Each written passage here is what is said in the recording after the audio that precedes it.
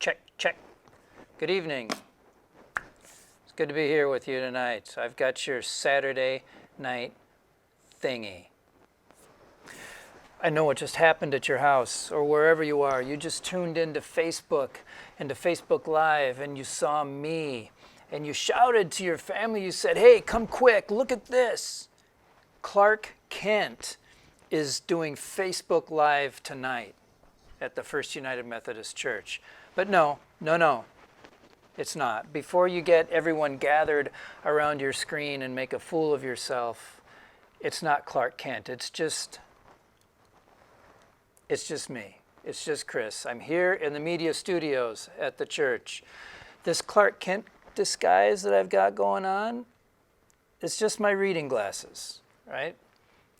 Reading glasses that help me see my computer screen because I'm that old.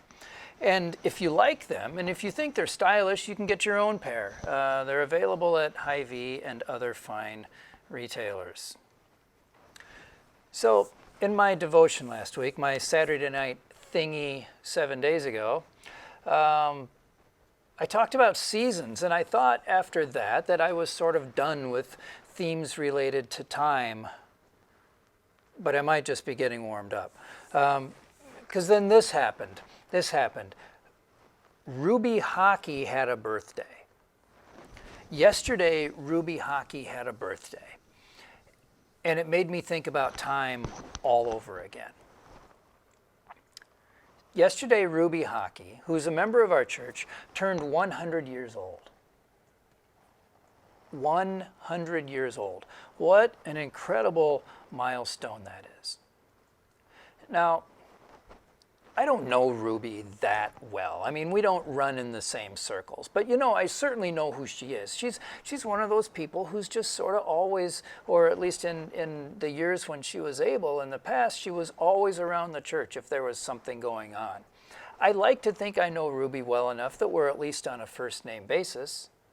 And I love her long commitment to our quilters and stitchers group here at the church. I mean, she was so faithful to that group that does such heartwarming work. And she stuck with that group until she just flat out couldn't do it anymore. But I think about that 100-year span of time that Ruby lived, and I'm just in awe of it. The things that have happened, the things that she's seen, the things that she's lived through and endured. She was born back when the transition from horses to automobiles was still in progress. I mean, I'm not even sure people were sure the car was going to stick around back at that time, right?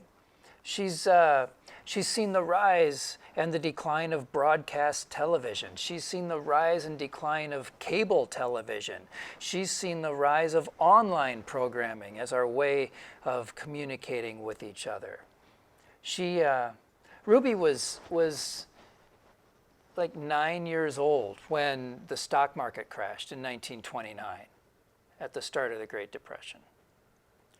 Ruby was 21 when Pearl Harbor was attacked,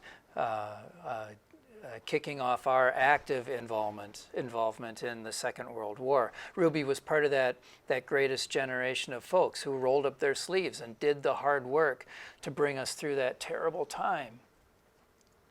Ruby Hockey was in her 30s during that mostly peaceful decade of the 1950s when our country rode that wave of productivity and prosperity that had begun in the war.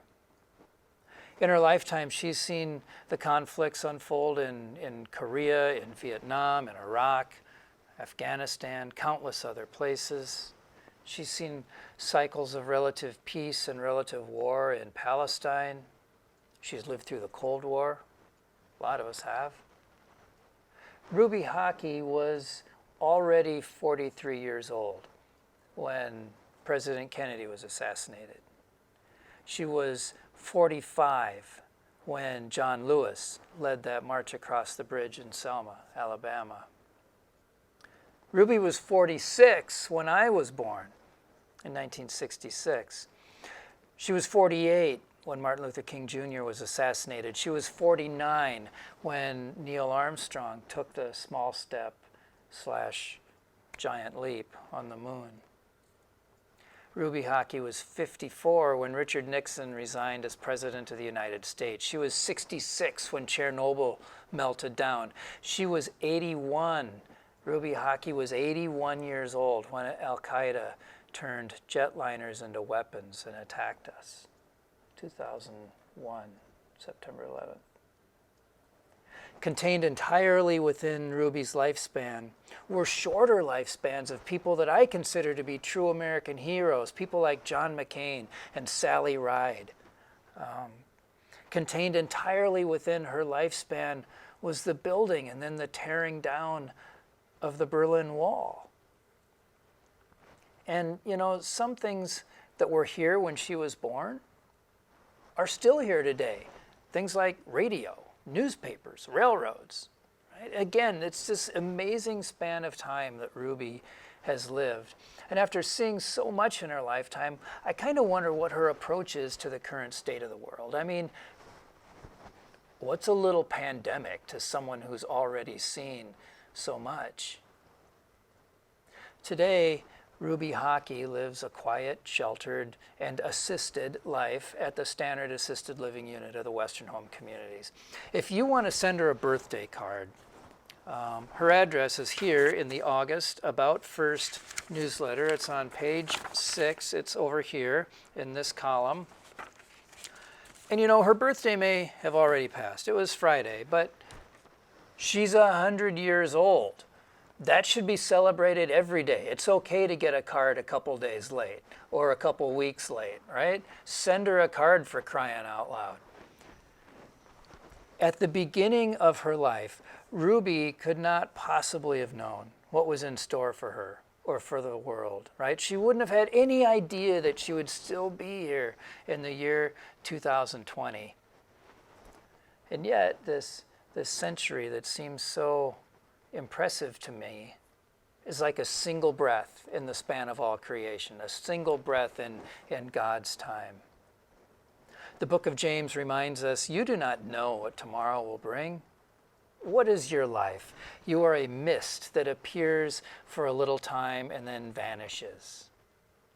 And you know, it's that unknowing, I guess, that makes life so darned interesting, right? Each day has a potential to bring something completely new.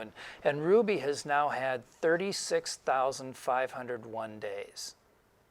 I find myself in awe of that number.